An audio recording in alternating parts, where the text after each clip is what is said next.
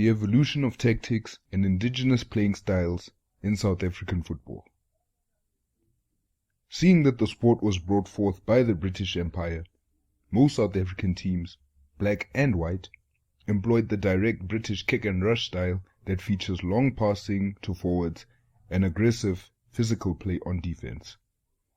What's more interesting, however, was the adaptation of the Brit-style football to the various environments South Africa possesses. The dry climate, high altitude and rock-hard dusty fields of Gauteng led to a faster end-to-end game featuring hard tackling and an emphasis on the ball being in the air, whereas by the coastal regions such as Durban and Cape Town, the preferred approach to football was a slower version of the kick and rush style, mostly due to the demanding conditions of the coast. At times, pitches were windswept and on exceptional occasions were downright soggy. The earliest tactical formation that had been documented as used was the 2-3-5, according to Jonathan Wilson, well-regarded football writer and author of the brilliant Inverting a Pyramid, a book that essentially covered the development of tactical progression of world football from its inception round about till the rise of Juego de Posición and Tiki-Taka under Pep Guardiola. The idea of spreading the passing lanes, or rather spreading passing around the pitch, can be traced back to one game, specifically football's first international match played between England and Scotland in 1872. Charles Alcock, then Secretary of the English Football Association and founder of the FA Cup, noted, "The formation of a team, as a rule, was to provide for 7 forwards and only 4 players to constitute the 3 lines of defense." The passing approach was thought to have been developed and implanted in school football by a headmaster named Reverend Spencer Walker, with the emphasis being on what he called Rule Number 1. Fixed places for all the forwards, with passing the ball from one to the other. Over time, 1 and eventually 2 of the forwards dropped back into a deeper position to become the 3-2-5, aka the pyramid. Now, the pyramid, as you can tell, was a formation which emphasized the importance of offensive play, with the 3 midfielders expected to support the attack whilst at the same time being alert on defense.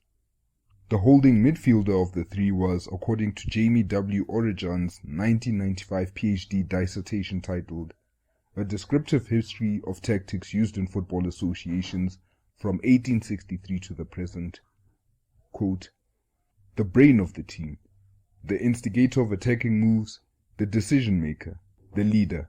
He was an all-rounder." End quote. The pyramid would remain the global default up until the change of the offside law in 1925, which in Europe, and particularly England, led to the WM, which is essentially a 3-2-2-3, popularized by Herbert Chapman and his great Arsenal side of the 1930s.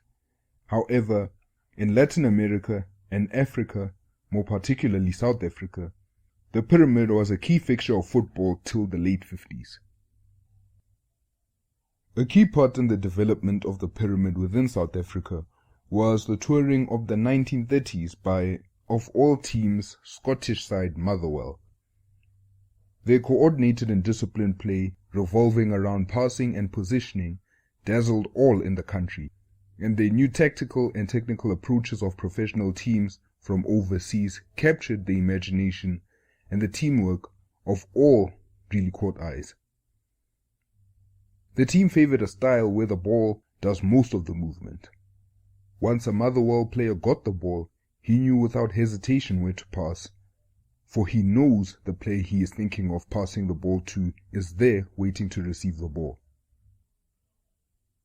Now it should be noted that, at the time, players had more freedom to create and improvise according to the ebb and flow of the game than they usually do today.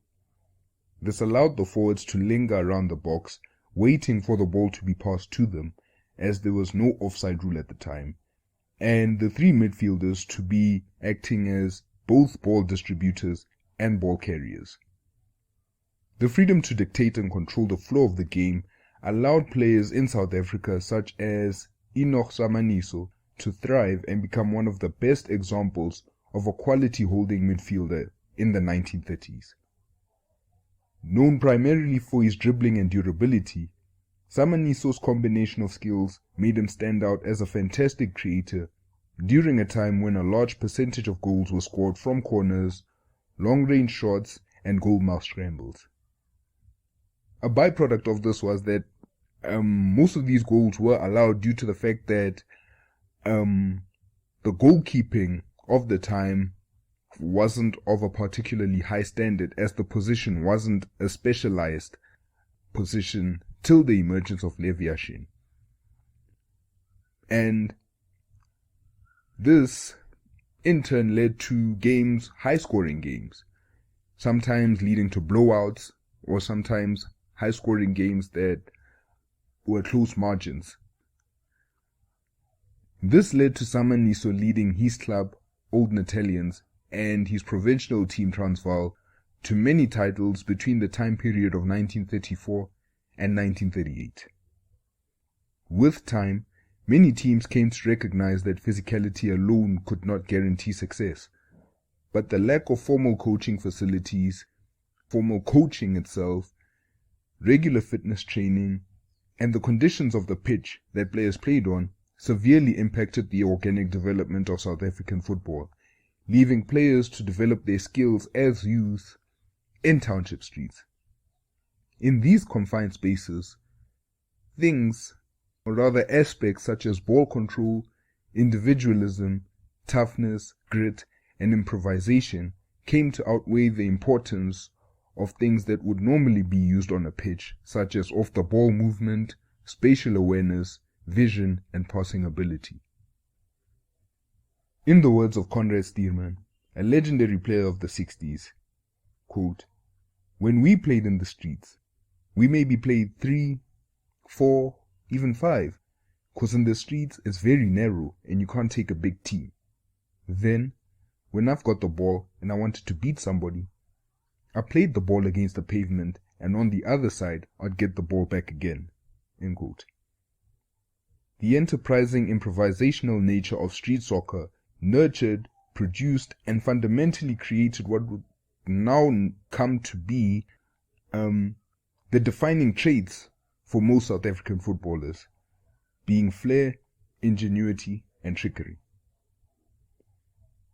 As a result of these Motherwell tours, some teams began experimenting with the idea of coordinated short passing and more guarded defensive play, moving away from the individualism and the improvisation.